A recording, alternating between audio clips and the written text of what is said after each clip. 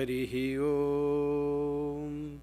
Asato ma sadgamaya, tamaso ma jyotirgamaya, mrityorma amrutam gamaya. Om Shanti Shanti Shanti. Om. May the divine lead us from the unreal to the real, from darkness to light, from death to immortality. Om. Peace, peace, peace.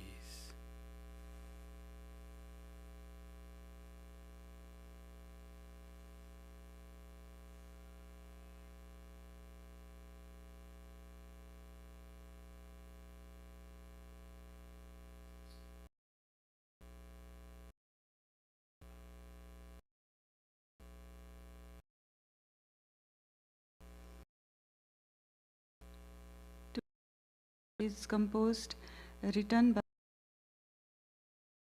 he was president of Sri Ramakrishna. The brief song is, darkness of light, in the darkness of the night, is like a silver. In the embrace of endless darkness, flow. Eternal peace flows. The yogi is deep in the mountain cave, taking the form of breaking the bonds of temple of deep meditation. O Mother, you sit alone. Your fearless lotus feet of divine love place. On your enlightened face shines a subtle, radiant smile. Thus the yogi meditates, dwelling in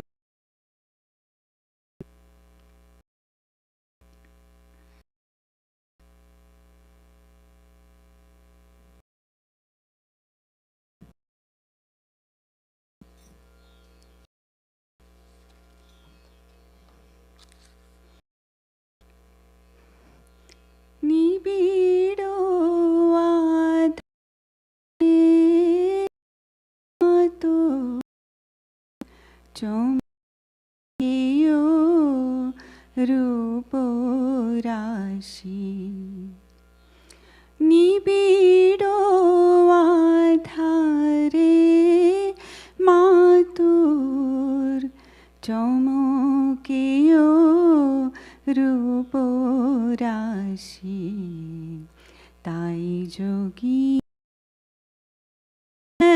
dhore ho giri guhabashi. Nibido adhare matur chomkiyo rupo rashi. Tai jogi dhore hoi giri guhashi. Nibido adhare matur chomkiyo rupo rashi. অনন্ত আধার কোলে মহানির্বাণ হিল্লোলে। অনন্ত আধার কোলে মহানির্বাণ হিল্লোলে। চির শান্তি পরিমল বিরল যায় ভাসি। তাই ধ্যান ধরে হয়ে গিরি গুহাবাসী। তাই যোগী ধ্যান ধরে হয়ে গিরি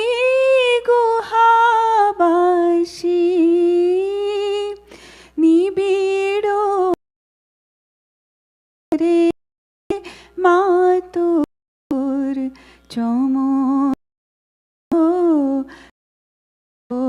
রাশি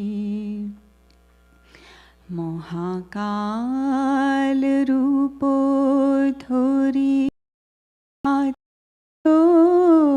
বসন পরি মহাকাল রূপ ধরি আধার বসন পরি সমাধি মন্দিরে ও মা কে তুমি গো একা বসি সমাধি মন্দিরে ও মা কে তুমি গো একা বসি অভয় পদ কমলে প্রেমের বিলি অভয় পদ কমলে প্রেমের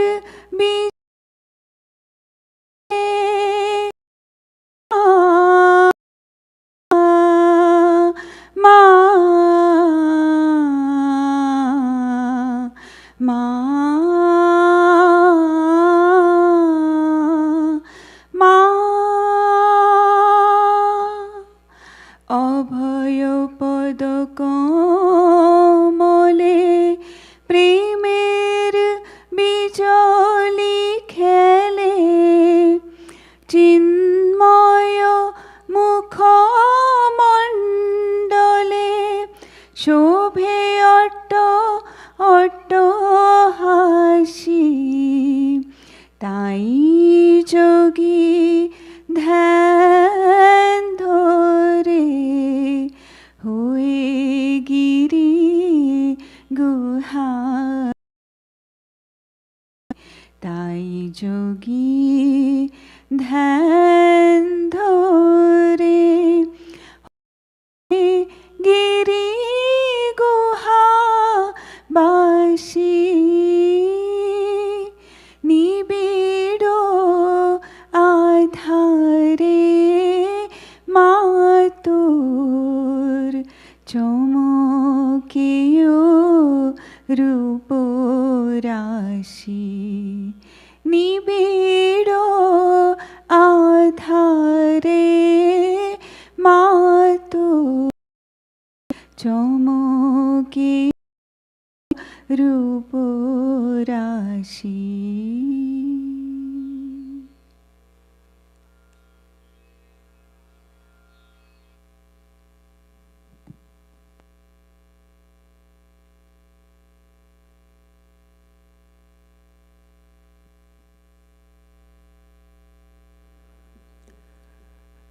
I am reading from the book Talks with Swami Vivekananda.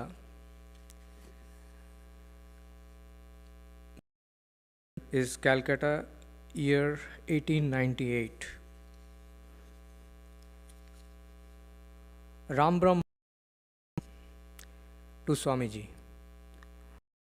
Opinion on the theory of Darwin and the causes he has put forward for it? Swamiji. Taking for granted that Darwin is right, I cannot yet admit that it is the final conclusion about the causes of evolution. Babu. Ancient scholars of this subject? Swami. Has been nicely discussed in the Samkhya philosophy. I am of opinion that the conclusion of the ancient Indian philosophers is the last word on the causes of evolution. Ram Brahma Babu. I shall be glad to hear of it if it can be explained in a few words.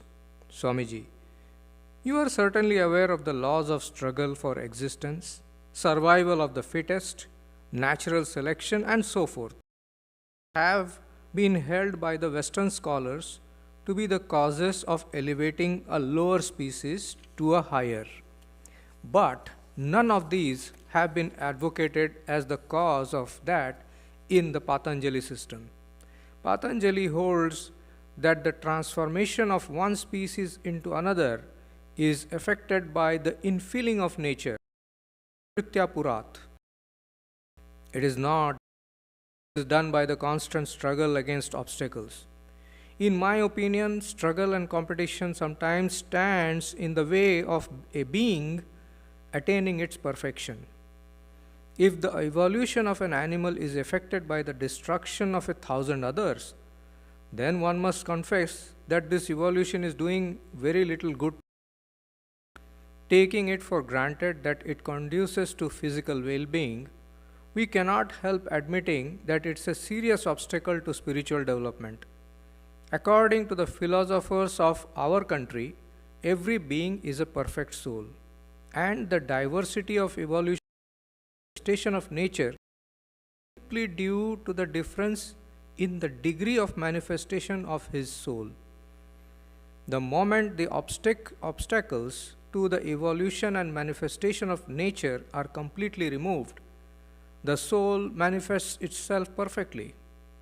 Whatever may happen in the lower strata of nature's evolution, in the higher strata at any rate, it is not true that it is only by constantly struggling against obstacles that one has to go beyond them.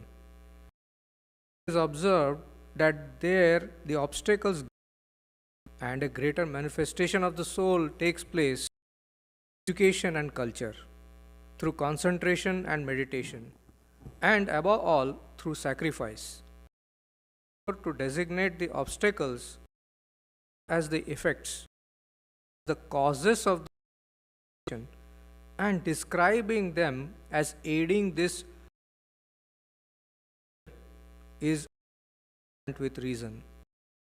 The attempt to remove from the world by and evildoers only adds to the evil in the world.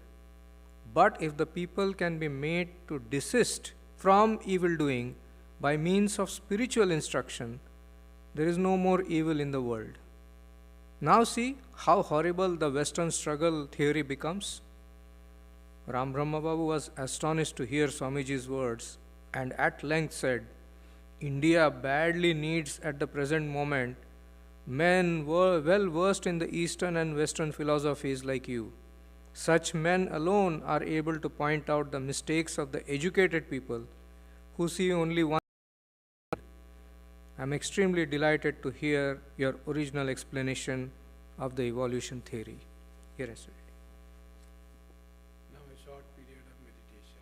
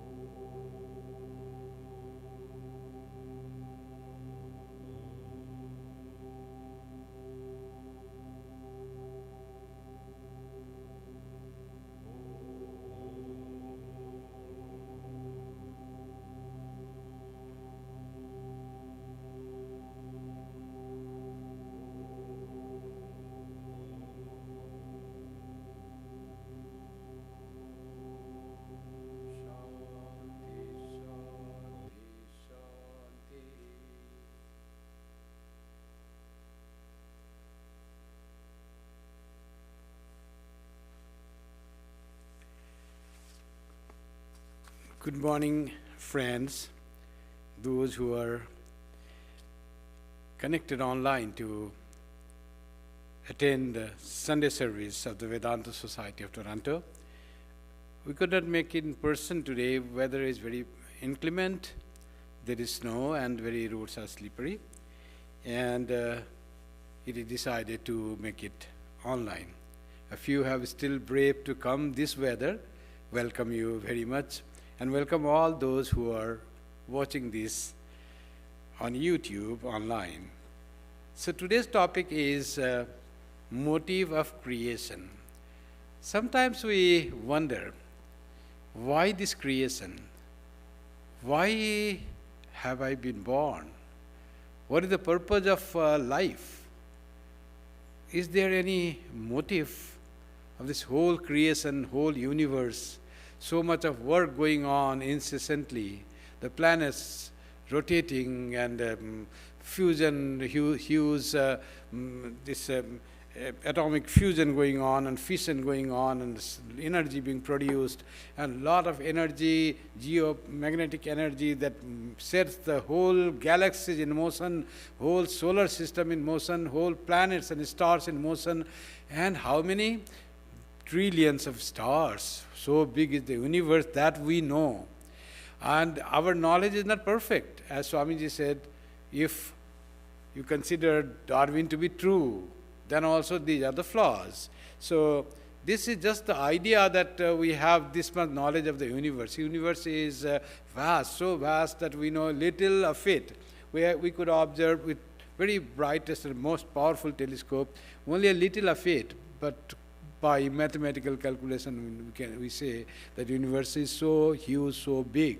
But that is just a hypothesis, just the imagination, just thinking. We don't really know how big is the universe, how much work is going on, how it is created. One theory came, Big Bang. That is also a theory, all hypothesis, that something happened, some huge bang happened in a concentrated mass of matter and energy, and huge energy produced. And from that bang in that small, very solid, very dense matter, all this creation has started. So that is one theory, a Big Bang theory, mostly accepted nowadays because there is no other alternative theory of the modern theory for the creation of this universe.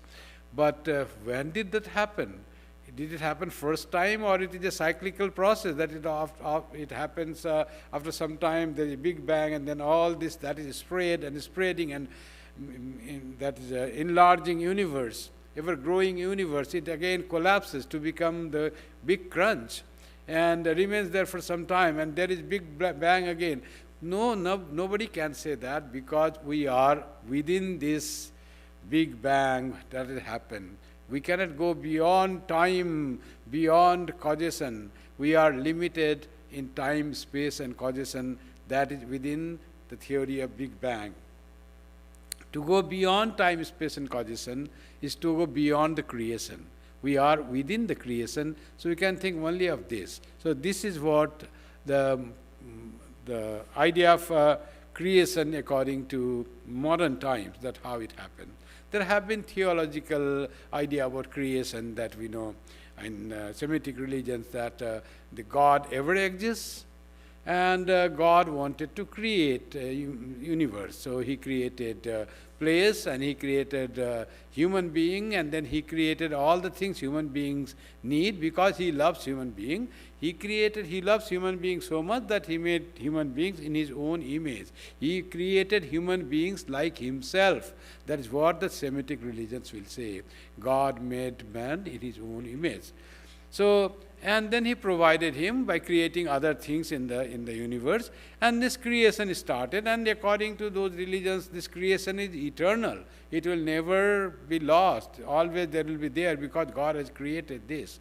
But when did God create this universe? Why he created after some time? So that there is no answer for that, and there is no questioning in those religions also about why God created and when did he create and how long it will last. So there is no questioning that. Only the thought is God created this universe, this has come from God, and God is so loving to us, so kind to us, that He provides everything for us to live, and for a certain time we are here, and after that, if we follow God's rules and God's messages as given in the scriptures, then we go back to God, where we have come from. We are always with God. We came as the offsprings of Adam and Eve, and as a human being, then we can all go back to God, to the Creator Himself. That is one idea of creation. So God created this universe out of what? Out of nothing. That's what the idea of Semitic religion. God created this universe out of nothing. Now, what is Vedanta view? Vedanta says nothing can be created from, something cannot be created from nothing. Creation has to come from something. So they brought a beautiful idea of creation. They said this God existed and this universe is created out of God. God Himself became this universe. There are two types of views for the creation of universe. One is monistic view, one is dualistic view. Monistic or Advaita view or Vedantic view, mostly we call, is that this creation is appearance. It is not real. It's just appearance. We feel that it happened that way. Appearance because of the power of Maya. Maya has great power. She hides the truth, and she projects the untruth or mithya. And this creation is the projection of that mithya, projection of that Mahamaya or Divine Mother. And she projected this. Because of her, we perceive and experience this universe. That's why we call that Maya as Mahamaya, great mother, great enchantress, and also called Divine Mother, because all has come from her. How did she create? She just projected something, and we see this. Out of what she projected? She projected out of herself. She projected out of God. She is Divine Mother. She is not anything else. Sri Krishna says in the Gita, Devi Hesha Gunamayi Mama Maya, my power, divine power, that is Divine Mother. Out of herself, she projected. That is, this universe is projected out of God. That is to say, dualistic view, the monastic view is, this universe is nothing but God, which we perceive as this very thing, with all our liking, disliking, good, bad, good person and evil person. All this is our perception of God seen through Maya, this veiling power, this power that creates ignorance, because we cannot perceive the truth because of that great veil, great screen in front of us, and we see this as the divided in various forms this creation is. So that is the saying of the dualistic view, monistic view. And what is dualistic view? Dualistic view is God who created this universe. So there is God, and suddenly God thought, it is said in the Upanishad, Sadeva Somya idamagra asit. The teacher in the Upanishad says to his student, in the beginning, O Somya, O serene one, O good student, Sat eva agra asit. In the beginning there was Sat, there was consciousness, there was truth, there was reality, there was substance. And what was that substance? That substance is Satchit Ananda. That is consciousness, bliss, and existence. That is called Sat. So that existence is always there. That existence, it says, was in the beginning. In the beginning not that there was nothing, there was existence. And what was that? Ekameva advitiyam. Only that was there. There was nothing else. No second thing was there. That is, only one thing was there, and it was Sat or existence itself. Formless, infinite, immortal, unchanging, undying, undecaying. That reality, that consciousness was there. And that consciousness itself felt, Eko aham bahusyama. Now you have to explain the creation. Creation has to come. Now how that creation came? That consciousness felt, I am one without a second. What a fun will be to be many, to be variety, to have the variegated thing. The Eko aham bahusyama. He thought that I am one. I want to be many. I wish to be many. Then bahusyam praja eti. As soon as the thought came in that immortal, most powerful existence, then it became many. Many means what? It became this variety in the universe that we see. Stars and planets and the space and the air and all this creation came because God thought that way. Bahusyam praja eti. So that's how the explanation of creation in the Vedanta is, the creation is from the truth, from reality, from the real substance, from the immortal being, from God Himself. There is more concrete creation, it is said in that book called Purusha Suktam. There is a great prayer for the Purusha. Purusha is the divine being, is God. So God it praises. And it says how this creation is started. There is a little of creation. It says, the Purusha, who was one without a saying, the being. Purusha doesn't mean human being. Purusha doesn't mean man or male. Purusha means entity. That entity, that Sat. That Purusha, then when it said, I want to be many, it became like Sahasra Shirsha Purusha. That Purusha became of infinite number of head it has. It created many living beings. Head means many living beings were created. Not only head were created, Sahasraksha, the many eyes were created. And from that Purusha itself sacrificed to become many. Sahasrapat, thousand, many infinite number of feet were created. Sabhuming Vishwato Vritya Atyatishta Dasangulam. And that being then covered the whole creation. Vishwa, whole universe was covered by it. In fact, it is the figurative way to write. How will you write? In fact, that being itself became this whole universe. Atyatishta Dasangulam. Another theory of Vedanta is not that the whole God has become this creation alone. It is only immanent. That aspect of God, when it is infused in this creation, is called immanent aspect. There is another aspect of God, transcendent aspect. God is beyond this universe. God is beyond the change into this creation. So it says in Purusha Suktam, Atyatishta Dasangulam, and it remained away from this. Purusha evedagam sarvam. Whatever is there, it is only Purusha, only that Satchidananda, only that consciousness, only that entity. Whatever is there, evedagam sarvam, yad bhutam, yadcha bhavyam. Whatever has been created, whatever will be created, that is nothing but that Purusha alone. Padosya Vishwa Bhutani. And this whole creation is only a fragment. 1/4 of himself is converted, or it looks like has become this creation, this universe. Tripadasya Amritam Divi. And 3/4 is Amritam and divine, immortal and divine and unmanifested. What it tries to say, that God is not only immanent, it is transcendent as well. It is not only the God appears as unfinished and God is only the universe appearing is God. It's not that. God is beyond this appearing universe, exists as well. And it's called transcendence of God. And it says beautifully about this thing after saying the creation is from God. God has, it seems like that. It says, from that being, Chandrama Manus, it has the being, so now it got the mind, it got the breath, it got the intellect, it got the body. So that body sacrificed. Padosya Vishwa Chandrama Manaso Jata. From that being, the Chandrama, the moon that we see, came from its mind. Lunar is often we say in English also, lunatic. You have seen the one who is crazy is called lunatic.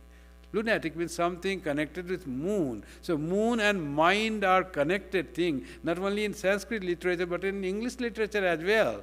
So from the mind of that great being, that Purusha, came out Chandrama.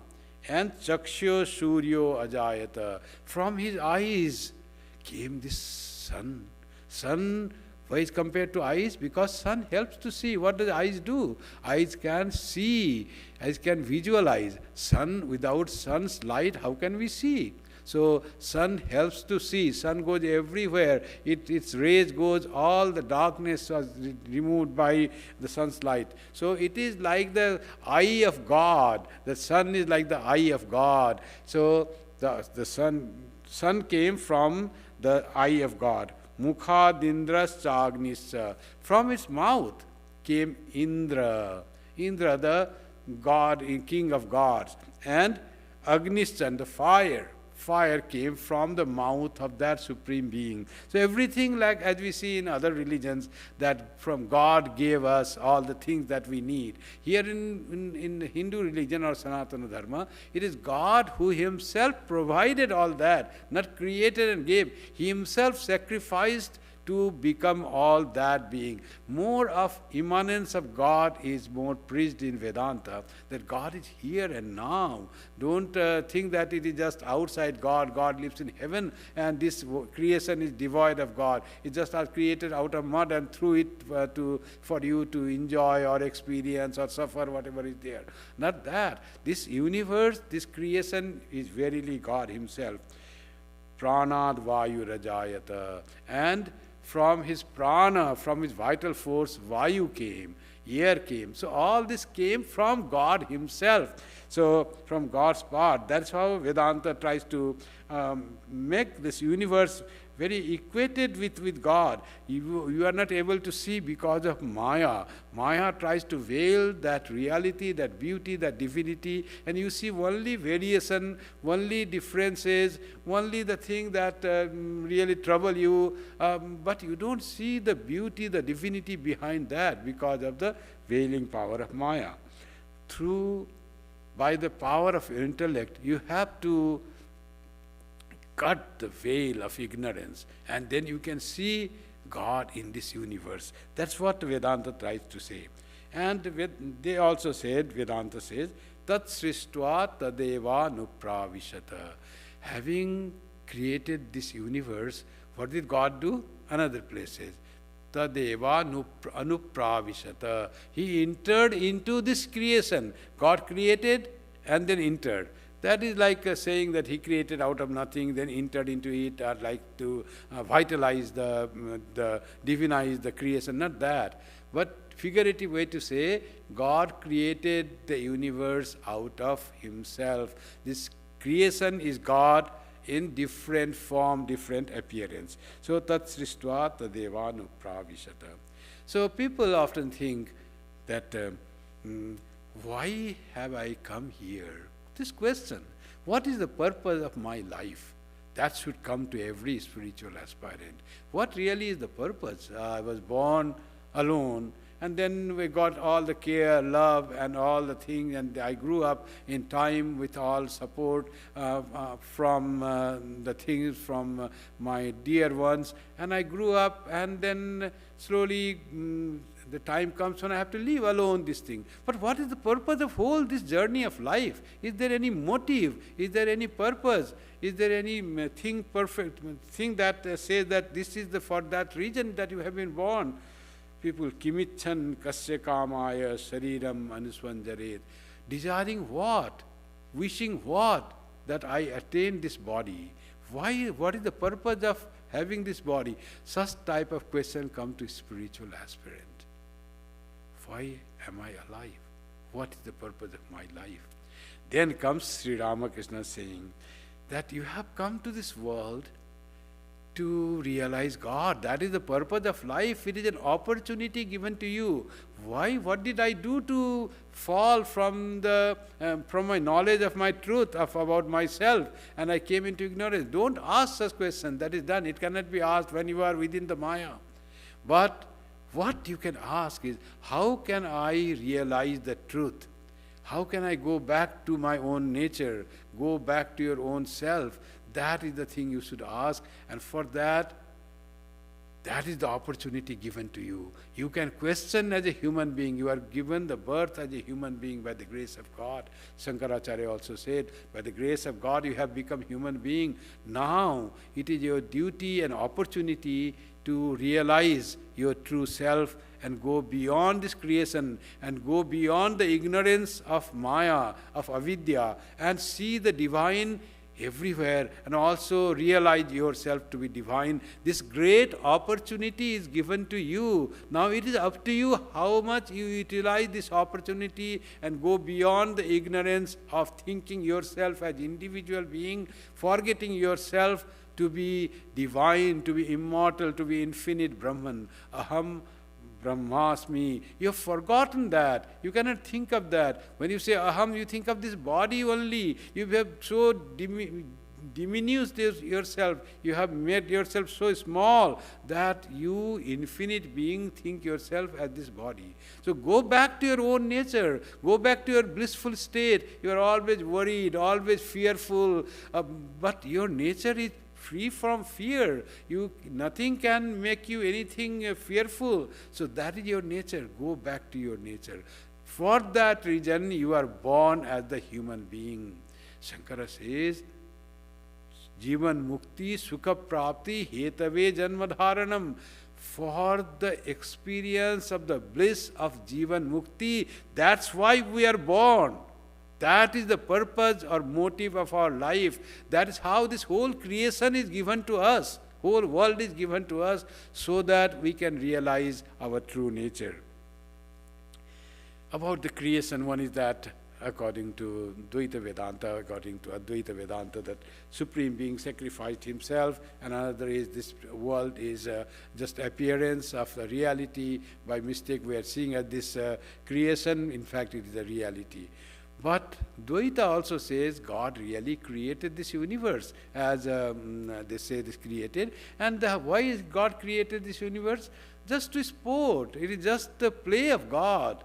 Lokavattu Leela Kaivalyam. It's just a Leela, it's a divine sport that he created. There's a beautiful poem by Nazrul Islam in Bengali.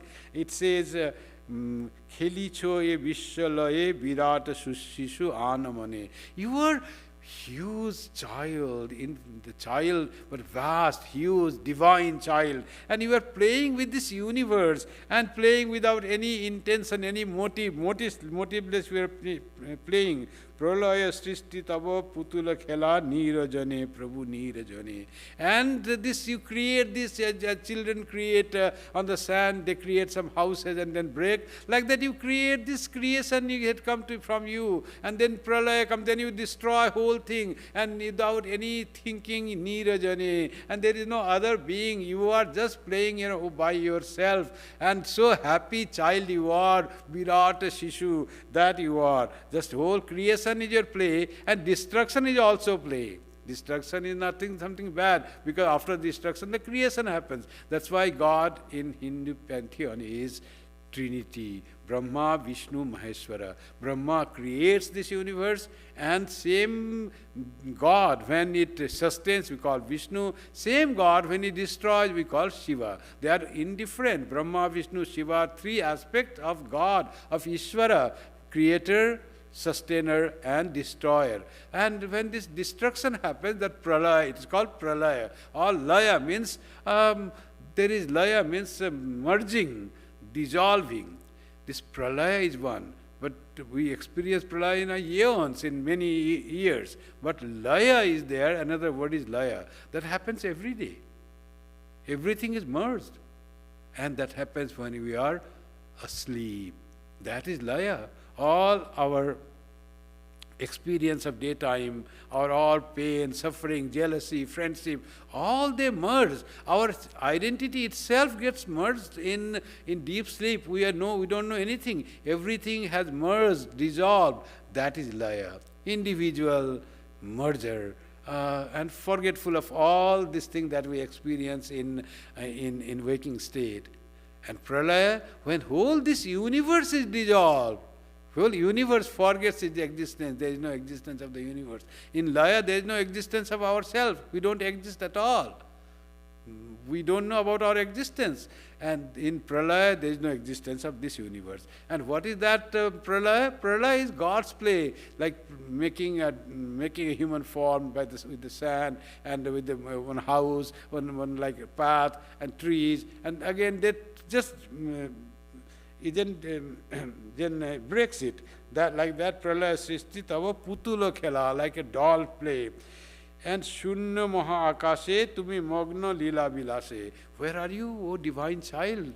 Virata Sishu, where are you? Shunna Maha Akashe, in the deep space you are there. And you are so happy, Lila Vilas. You are happy with yourself. You don't care for anything. You are so wonderful being. Bhangisho Godisho Niti Khone Khone Nirajane. And you are making the laws, rules, creation, and then you break all those. That is all your play. So wonderful. Taraka Ravishashi Khelana Tabo He Udasi. Oh, Udasi is a wonderful word. Udas is sometimes it is said not interested. But here is non-attached. Person who is not attached is Udasi. Udasi Sampradaya. There is Udasi, Lal Baba, Udasi Sampradaya near Belur Mata, in Belur village is there. Udasa is not having interest in anything, not lethargy, not tamoguni. But Udasa is very spiritual quality, not being attached to anything, not being overly interested in anything. Just a thing going on, you just observe, like witness. That is Udasa. So, you are like Udasa, you are not attached to your creation. And Taraka Robishashi Khelanat Yatabo. All these stars and suns and moons and galaxies, all your toys, you have created this and you are playing with that. Oh, great divine baby. Nitya tumi he udar, sukhe dukhe abhikar. So you are not attached, you have no pleasure or pain.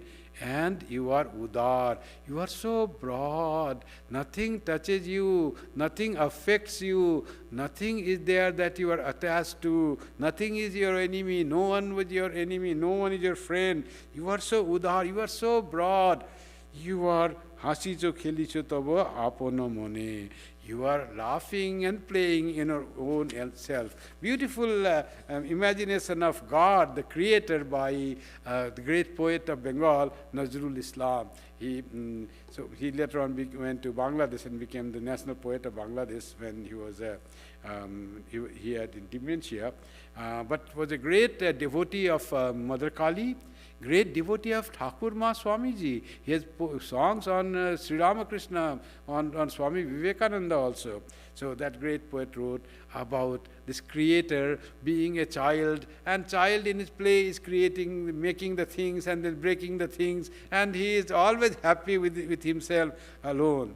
So that is what is the real of the creation. Sri Ramakrishna said, that creation, somebody says, it is so painful. This world is really dhokha-tati. Everyone deceives, everyone is misbehaves with you, always fraught with danger and pain. So much of this thing in the world. Another says Sri Ramakrishna, why do you say that? This world is Majar Kuti. There is so much of fun. If you are with God, everything is fun. If you are away from God, everything is fraught with danger and is very distasteful.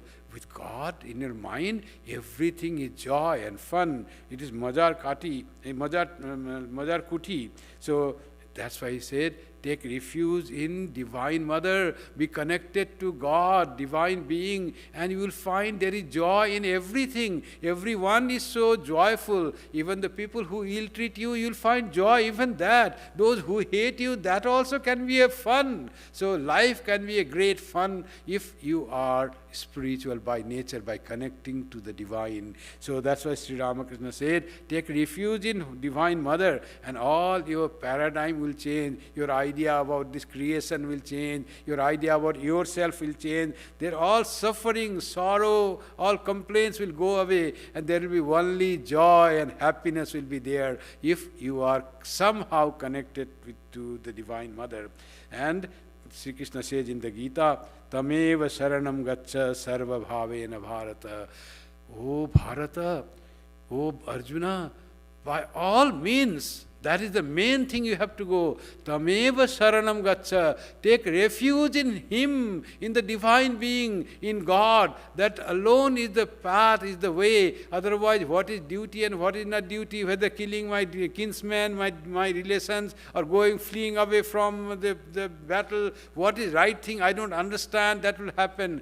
So take refuge in the divine. And then if you take refuge in the divine, divine will take hold of your hand. Then He will start guiding you. You won't have any question what is right and what is wrong. Whatever is asked you to do, you will be doing that without any concern, without any result for yourself. Divine, you will be an instrument in the hands of divine. Tameva sharanam gaccha sarva bhavena bharata. Sri Ramakrishna and Swami Shivananda used to always quote, and the Chandi is there, Saisha prasanna varada nirnam bhavati muktaye. When you take refuge in the Divine Mother, and Divine Mother is pleased with your devotion, with your purity of your heart, with your attitude and relation with your whole world. When you make your whole world your own, and you start loving everyone, forgiving all, no complaint, you have transformed. And your mother is pleased. Divine Mother is pleased with you. She had projected a wonderful world of all varieties and many things. You somehow were able to pierce the veil of ignorance, and you could see the face of Divine Mother hiding behind this creation, the real person who created this, herself created, and now hiding behind the screen. We are only roaming around this world of varieties, world of duplicity and world of duality. And then finally you say, no, I want Mother. You go to the Mother. You open the screen. And Mother is so pleased and she blesses you. And then when you have the grace of the Divine Mother, then you get mukti. You get freedom. You get freedom from the ignorance, treating this universe as real thing, as a true thing, as permanent thing, and understand this world is impermanent, it is unreal, it is for the time being, it is evanescent, and real nature is divine being. Immortal you are. That we realize. How we realize? By the grace of the Divine Mother. Take refuge in her. That Sri Ramakrishna says. Swami Vivekananda says, this world is a great gymnasium where we come to make ourselves strong. Gymnasium where what we do exercise and make our muscles, biceps, triceps, all those strong in gymnasium. That's how the purpose of our coming to this world, purpose of the motive of this creation for us is to make us strong, wise, experience this world and find out the truth. That is the purpose of this world. Sri Ramakrishna's language, you have come and you are a bird sitting on the mast, the sea, and you want to search the land, your abode, and you go east, there is no land, west, there is no land. Finally, you sit on the mast and remember you are with Sri Ramakrishna. Ramakrishna namer mastule paki tui thik bose thak. Bird, you sit in the name of the mast called Ramakrishna. Hold on to him and you will cross this ocean. Don't be worried that you will be drowned or you will be, what will happen to you. Just sit on the mast of Ramakrishna. Ramakrishna namer mastule. You sit on that, then there is no problem. They say this world, this creation, what is the motive? Why? What it does give it to us? It's, as Swamiji said, it gives us experience, it gives us education, and it gives us entertainment. Wonderful play of entertainment this world is. You find so much of fun in this universe. Mojar Kuti, really it is Mojar Kuti. Not only the thing, if you analyze the nature of the people whom you consider to be too serious, or that person is that, but you analyze and so much fun is there. Everyone is doing the acting in this world. Some is doing the acting of a liar, some is doing the acting of a greedy person, another person is doing the acting of a very holy person. All are different roles they are playing in this universe. And who are those different persons? Your own self appearing as those persons. And in this universe of variety, so many people, your own self presenting in this universe, different roles, and playing different roles, and what wonderful sport going on. What a great entertainment is this universe. Mojarkuti, really it is Mojarkuti. And it's a place of experience. Experience both good and bad, both pleasant and hard. So what happens with the pleasant? They say, Swami Vivekananda says, you experience good and experience bad. The bad experience, the experience which gives up suffering, are greater teacher, greater, more fruitful than the good experience, because by experiencing bitter, we go towards God. In the beautiful allegory of two birds on the self-same tree of the Mandukya Upanishad, it is said that two birds were there. One bird on the lower branch, another bird at the higher branch. Lower bird was eating fruits, and fruits were all similar looking, but one was very bitter, one was very sweet. So not distinguishable. He was eating sweet food and forgot everything and trying to get another sweet food and sweet fruit. And in the meantime, it was not sweet, looked exactly like sweet, but it was bitter. When it was bitter, then it was so distasteful, so sad-making. Then that bird saw here and there, he saw one bird is there at the top of the tree, always serene, eating nothing, and quiet and peaceful, and in the state of bliss. And I am suffering sometimes enjoying. What is that? Every time it ate the bitter fruit, it hopped up. As finally, as a result of eating bitter fruits, it went to the top. When it went and reached near that bird, it found that light from that bird emanated, and it engulfed this bird. The top bird sitting, not eating anything, serene, blissful, and this bird which was eating bitter and sweet fruit, it find that all light came from that, and this bird was trying to find itself. There was no bird, lower bird.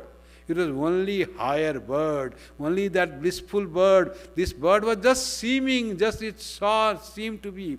But what led it up and up in spiritual life? It was all difficult times, challenging times that took us to the higher bird, to its own real nature. That's how Swami Vivekananda says, difficult times, suffering, challenging times, they are the greater teachers. They make us wiser than the happy moments. So don't curse difficulties. Bless them. Say to God, God, thank you for giving me difficult time. As it is said, Bipode more rokha karo ye nohe more prarthana. Bipode jano na kori ami bhoy.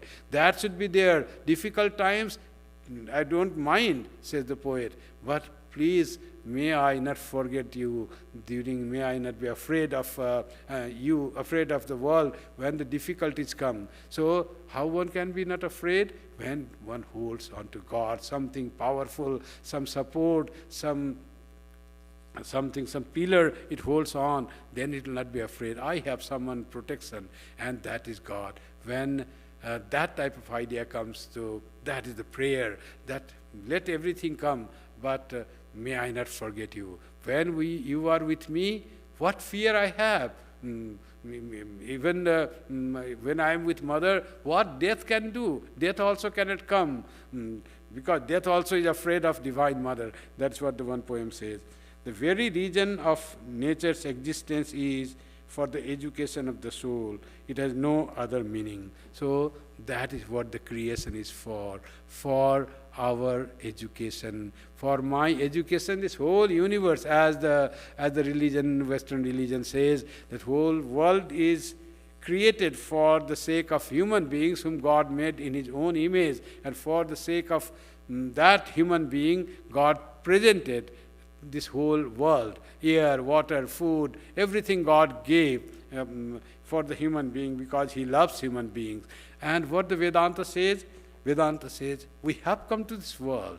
The very purpose of creation of this world, very purpose of my coming to this creation of this world is for myself, so that I may be educated, I may become wiser, I may have the experience of reality. And this is only in the human life, says Swami Vivekananda, that we can cut across this ignorance and realize our true nature. Not in any other form of life, like Yaksha, Kinnara, Devaduta, and the Devas. They cannot realize God, realize their own nature. Only human beings in this Martya Loka, fraught with so many difficulties, there is the challenge, and here is the time and opportunity to realize our true self and say, Aham Brahmasmi. God says, Tattvamasi, you are that, you hear here. Other places you forget, you are in enjoyment, heaven, in hell, you have a lot of suffering, you will have to come back to this Martya Loka. This Martya Loka is not Martya Loka alone, it is Mukti Loka also. We don't consider it only death. Death of what? Death of ignorance, not only death of the body, death of this life, but death of ignorance is also possible in this human life, in this creation. So the Sankhya says the very reason of nature's existence is for the education of the soul. It has no other meaning, no other meaning. Education, supreme education, Paravidya. When we realize I am the divine being, I am that infinite being, I am Satchidananda Swarupa, Nitya Satya Buddha Mukta Svabhava San. That is my real nature, not this mortal body I am. I am that Satchidananda Swarupa, Brahma Swarupa, Chidananda Rupa, Shivoham, Shivoham. To realize that is the motive and purpose of creation for us Vedantists, for us spiritual seekers. Thank you very much.